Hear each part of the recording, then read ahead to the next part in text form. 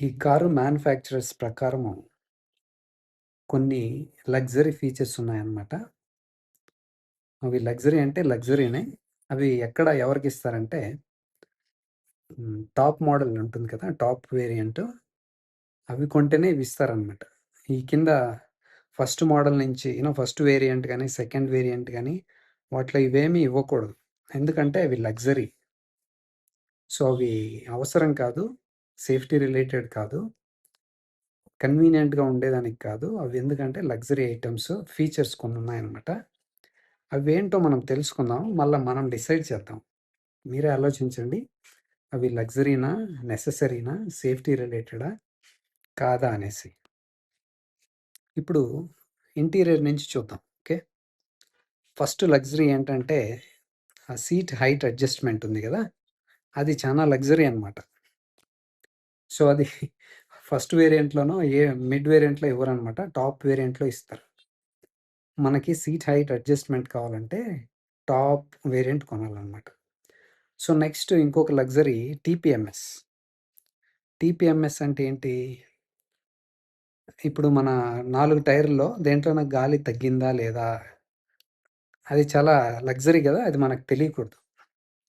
So, కాబట్టి ఆ TPMS అనేది కూడా టాప్ వేరియంట్‌లో ఇస్తారు. నెక్స్టు ఇంకొకటి రియర్ డీఫాగర్ అది లగ్జరీ. డీఫాగర్ అనేది లగ్జరీ అనమాట. రియర్ డీఫాగర్ ఇవ్వరు. అది టాప్ వేరియంట్‌లోనే ఉంటదనమాట. సో, ఇంకొక లగ్జరీ ఏంటి? రియర్ వాషర్ అండ్ వైపర్ అది కూడా చాలా లగ్జరీ.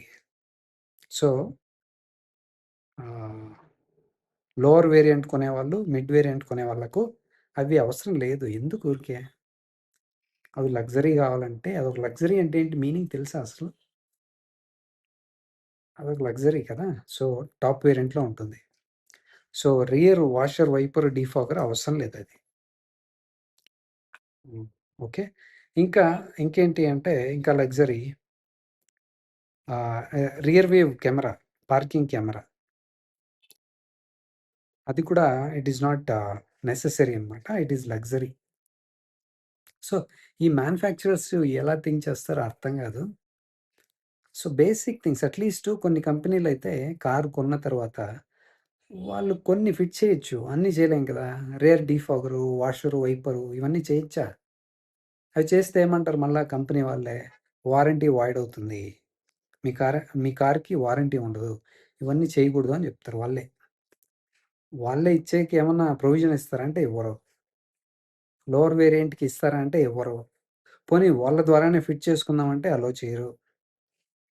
సో, ఎందుకంటే ఇవన్నీ లగ్జరీ. సో, టాప్ వేరియంట్‌కే వస్తాయన్నమాట. సో, మీరు ఆలోచించండి కాస్త. సీట్ హైట్ అడ్జస్ట్‌మెంట్ అవసరం లేదా? టీపీఎంఎస్ అవసరం లేదా? రియర్ డీఫాగర్ అవసరం లేదా? వాషర్, వైపర్ అవసరం లేదా? పార్కింగ్ కెమెరా అవసరం లేదా? కొన్ని మరీ ఘోరంగా సెన్సర్‌లు కూడా తీసేస్తున్నారు. మీరు కావాలంటే వేయించుకోండి అనేసి. సో, అట్‌లీస్ట్ ఇవన్నీ లగ్జరీస్ కాదు. ఇవి safety related. TPMS safety related. ఇప్పుడు సీట్ హైట్ అడ్జస్ట్‌మెంట్ ఉంటే చాలా కన్వీనియంట్‌గా ఉంటుందన్నమాట అది. అందరూ ఒకే హైట్‌లో ఉండరు కదా! అందరికీ ఒకే సీటింగ్ పొజిషన్ కంఫర్టబుల్‌గా ఉండదు కదా! కన్వీనియంట్‌గా ఉండదు కదా! సో, సీట్ హైట్ అడ్జస్ట్‌మెంట్ అనేది మ్యాండేటరీ ఉండాలి. మన వాళ్ళు ఎప్పుడు ఆలోచిస్తారు ఇది అర్థం చేసుకుంటారు. గవర్నమెంటు కొన్నింటికి మ్యాండేటరీ చేసిందిప్పుడు. ఈ 6 ఎయిర్ బ్యాగ్స్ కావాలనేసి. అది మ్యాండేటరీ చేయలేదు కానీ ఇండైరెక్ట్‌గా చెప్పిందనమాట. కాబట్టి వీళ్ళిస్తున్నారిప్పుడు ఫోర్స్‌ఫుల్లీ. సో, లేకపోయింటే అది కూడా ఇచ్చేవాళ్ళు కాదు. సో, ఏబీఎస్, ఈబీడీ, ఈఎస్సీ ఇలాంటివన్నీ మ్యాండేటరీ కదా! అలాగే మ్యాండేటరీ చేసేయాలి ఇవన్నీ. డీఫాగర్ ఉండాలి. రియర్ వాషర్, వైపర్ ఉండాలి. టీపీఎంఎస్ ఉండాలి. డ్రైవర్ సీట్ హైట్ అడ్జస్ట్‌మెంట్ ఉండాలి. రియర్ వ్యూ పార్కింగ్ కెమెరా మీరివ్వకపోయినా అట్‌లీస్ట్ వాళ్ళు కావాలంటే ఫిట్ చేసుకోవడానికి ఆస్కారం ఇవ్వాలి. మేము ఇవ్వము, బయట చేసుకోకూడదు. చేసుకుంటే వారంటీ ఉండదు మీకు అంటే I don't know what sort of logic is thought. So, హ్మ్.